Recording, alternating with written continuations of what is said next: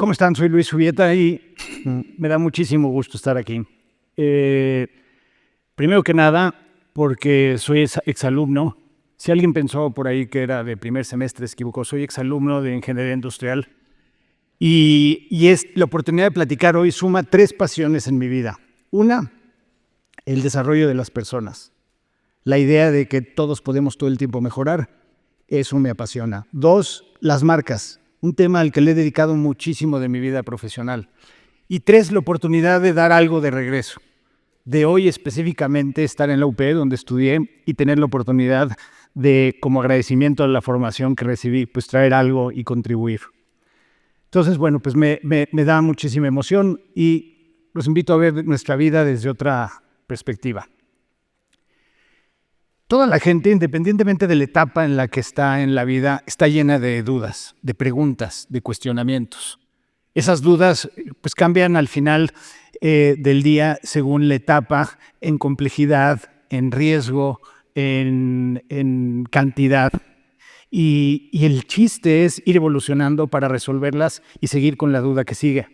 Al principio, a lo mejor, cuando somos niños, pues nuestra duda puede ser si el amiguito de la banca o el del compañero de fútbol quiere ser nuestro amigo. Y ese es verdaderamente el agobio de tu vida.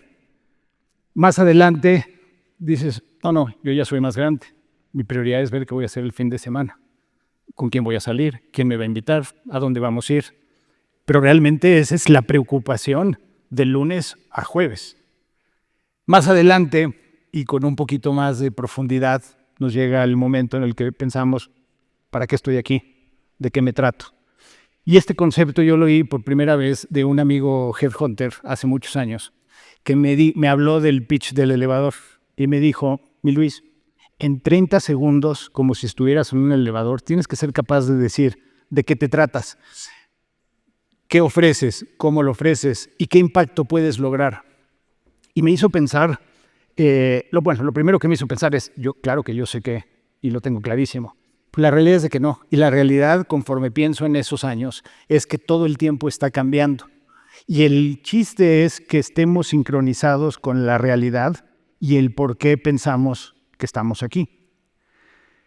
Sin duda, sigue pasando el tiempo y inevitablemente nos ponemos todavía más profundos y empezamos a pensar qué es lo que hace que nuestra vida valga la pena. Y les voy a contar, hace unos días estaba comiendo con unos amigos, todos cincuentones como yo, y cada quien daba su opinión. Y de esa comida me quedaron 3 cosas muy claras. Una, que es individual. No hay una receta, ni se trata de que todos sigamos un modelo. Cada quien está aquí por diferente razón y cada quien le da significado a su vida por diferente razón. 2, que evoluciona, porque estábamos en 50 y tantos todos y la realidad es que todavía seguíamos evolucionando en la idea de por qué nuestra vida valdría la pena. Y 3, cuando llegué a mi casa y le platiqué a mi esposa la plática que está por ahí, se me quedó viendo y me dijo, dude, ¿de veras de eso hablaron en su comida de viernes en la tarde? Pa' cañón. Pero bueno, crisis del edad o yo qué sé. Ahora, con eso dicho, vamos a hablar un poco de la velocidad a la que todo pasa. Velocidad en la información, en el movimiento, en las decisiones. Todo va a 1000 por hora. Y hay generaciones como la mía que hizo esta transición o está tratando de hacer esa transición, pero hay generaciones como la de ustedes que ya nacieron a 1000 por hora y creen que así es la cosa. Y desgraciadamente hay 3 impactos bien importantes. Uno, que nos quita la habilidad de escuchar, porque como todo el mundo está preocupado por ver qué sigue, en muchas conversaciones la gente está pensando en qué digo para contestar, no en escuchar, no en recibir. 2, la desconexión. Es dificilísimo conectar cuando todo va a 1000 por hora. Mi hermana menor, que todo el tiempo tiene algo de sabiduría que compartir, me dijo, ¿sí sabías que un abrazo tiene que durar 20 segundos? Digo, ¿cómo? Sí, ¿no? Y me hizo la prueba, me abrazó y de verdad que sí conectas. Pero imagínense ustedes si hoy tenemos tiempo de abrazar a cada quien que conocemos o encontramos 20 segundos. No, imposible. Ni siquiera la gente saluda bien, ¿no? Es así. Y ya, entonces, como pasó la pandemia, ya ni siquiera se da la mano, porque en el grip y todo, en la mirada, conecta a la gente. Pero no, ya es nada más un puñito ese. Y el tercer impacto es que somos sumamente impacientes. Todos. Tenemos una población impaciente que nada más está pensando cuánto falta para lo que sigue. Y eso es terrible, terrible porque genera una ansia por la satisfacción inmediata que no es sana. Entonces, todo esto, si lo tomamos en cuenta pensando en plataformas como las redes, pues la realidad es todavía peor, porque las redes al final del día, por más especial que se siente todo el mundo, te validan, y es un mecanismo que hasta parecería que le exige a la gente ser promedio, ¿no? Si hace mucho tiempo alguien llegó a 100 millones de seguidores bailando, pues al final se vuelve el modelo que todo el mundo tiene que seguir para validarse. Pero la realidad es de que son iguales, y si a eso le sumamos la cantidad de información, de factores que influyen en nuestra vida, bueno, pues es todavía peor, porque tenemos cosas personales, de trabajo, familiares, marcas, productos, 1000 cosas que nos influyen. Entonces imagínense, todo a 1000 por hora, un montón de información que procesar, las ganas de asegurar que tenemos todo resuelto, y luego las redes que nos validan. Y entonces, ¿qué es lo que pasa? Que somos todos iguales. Todos iguales. Y a lo mejor algunos de ustedes digan, no, yo no soy un borrego, yo soy un ñu. ¿Cómo? Sí, yo tengo cuernos y estoy en África y me codeo con los leones y los tigres. Yo soy especial, yo no soy borrego. Pues les voy a dar un fun fact. Hay 8 millones de estos dudes, más que muchos países. Y estos son todos iguales. Entonces, al final del día, a lo mejor dices, oye, yo tengo mi toque especial, pero en realidad es lo mismo, nada más con otra cara. Entonces, realmente, ¿qué tenemos que hacer? Pues ver esto desde un punto de vista distinto. No quiero decir revolucionario, pero simplemente básico. Que nos tomemos el tiempo de regresar a nuestras raíces, a lo que creemos, a cómo nos formamos, a qué es importante para nosotros. Y entonces, con eso en mente, juntar nuestras 3 capacidades y pensar con el cerebro, con las emociones y con la tripa. Porque si no balanceamos, entonces alguien muy racional, pues la verdad es que parece medio robot. Alguien muy emotivo, pues la verdad es que no controla nada. De ahí la inteligencia emocional de hoy en día, de siempre. Y si alguien es pura tripa, pues es un espontáneo profesional. Entonces hay que balancear las 3. Y con el balance de estas 3, los invito a pensar por un momento en marcas. En marcas que, si no toman en cuenta todos estos elementos, la publicidad, el valor, la diferenciación, el lenguaje, la imagen, pues acaban siendo iguales. ¿Y qué pasa cuando una marca es igual? Se vuelve un commodity. Y yo les apuesto a que si ustedes piensan en qué marca de limones, plátanos o naranjas consumen en su casa, nadie sabe, porque da igual. Un plátano es un plátano, un limón es un limón, con semilla o sin semilla, pero es lo mismo. Y el problema de esto es que se pierde. Entonces, ¿qué hacen las marcas inteligentes? Pues combinan todos estos elementos y se diferencian al grado de cambiar mercados completos.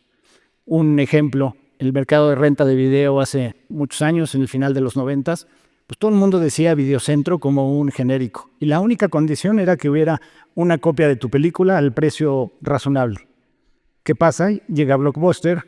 En aquel entonces había 1,200 videocentros. Llega Blockbuster con 80 tiendas y dice que rentar ahí es otro boleto. Y hace toda una experiencia con productos, precio, variedad, comunicación, atmósfera de tienda. ¿Y qué pasa? Cambian una industria completa en México. Y además, con 80 tiendas quiebran 1,200 de Videovisa, ¿no? Otro ejemplo, el agua embotellada en México. En aquel entonces la gente decía, con que sea una botellita de agua al precio correcto, un poco da igual.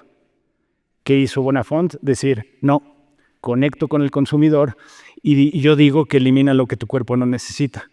La realidad es que cualquier agua elimina lo que tu cuerpo no necesita. Dígame un agua que tomes si no vas al baño y bueno, pues no hay. Pero lo dijeron primero conectando con el consumidor y se lo apropiaron.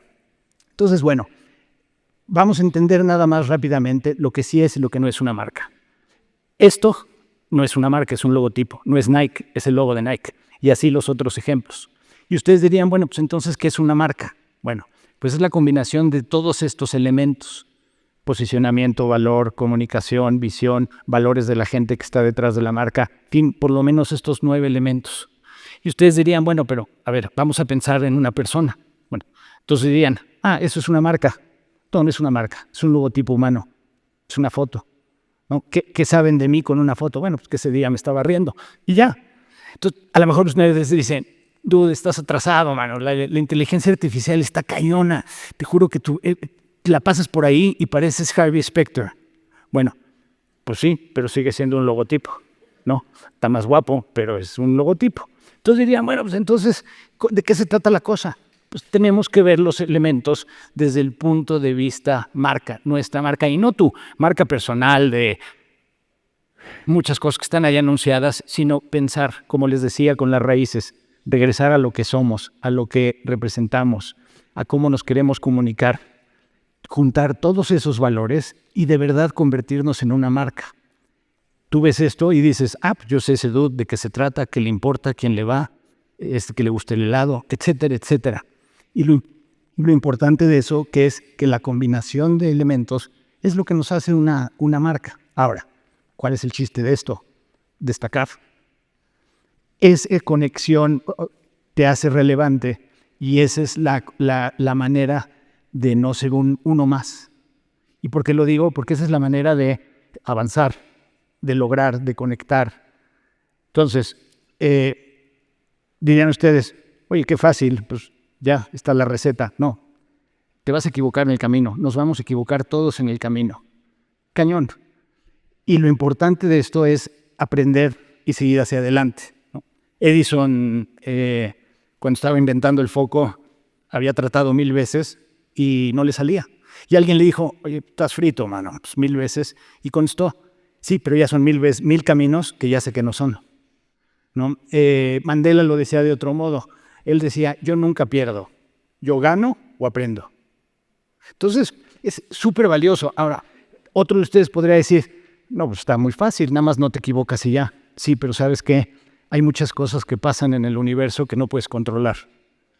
El clima, no pudiste llegar. El tráfico, una manifestación o algo más grande, el cambio en los mercados, alguien se enferma, alguien se muere. Hay muchísimas cosas que no podemos controlar. Pero lo que realmente nos da valor es que con la combinación de los aprendizajes y los factores que no podemos controlar, sigamos caminando hacia adelante. Mientras sigamos caminando, las cosas funcionan. Hay una película que muchos de ustedes han de haber visto, El último samurái. Y Tom Cruise, me parece que hay una escena donde es como un tipping point, donde cambia todo. Tom Cruise está viendo en la aldea que estos samuráis están peleando, bueno, practicando la espada, pero con palos, ¿no? O bambús o lo que sea. Y él dice, pues yo quiero jugar, bueno, practicar. Y desde la primera acaba sangrado y en el piso. Y a la segunda, y a la tercera, y a la cuarta. Cuando está aparentemente noqueado, lo único que hace es mover la mano ya en el piso. Y ese es el momento en el que conecta con los samuráis. Es como un punto de inflexión cuando conectan y dicen, este dude está hecho de la madera que nos interesa. Y cambia la relación y la película toma otro rumbo. En lugar de un esclavo se vuelve un aliado, parte de ellos. Y así se va desarrollando la película. Pero lo importante de movernos es que mientras sigamos en la dirección correcta, todo va a estar bien. Todo va a estar bien no porque nos ahorremos las dificultades, sino porque con las dificultades vamos a estar seguros que caminamos en nuestro propósito. O sea, mientras tengamos toda esa estrategia y elementos claros, vamos a saber a dónde queremos ir y con los tropiezos enriquecer el camino y seguir adelante. Y todas esas dudas que teníamos al principio se convierten en orgullos, en logros, en cosas que compartir, en satisfacciones. Y dirían ustedes, oye, pues está relativamente fácil, pero qué flojera, ¿no? La verdad es de que dentro de todo los niños y los borregos no se la pasan tan mal. No. Acuérdense que por más difícil que sea, por más cansados o derrotados que se sientan, si tienen claro de qué se tratan, va a funcionar. Si tienen claro de qué se trata, nunca se les va a olvidar que están hablando de su vida. Muchas gracias.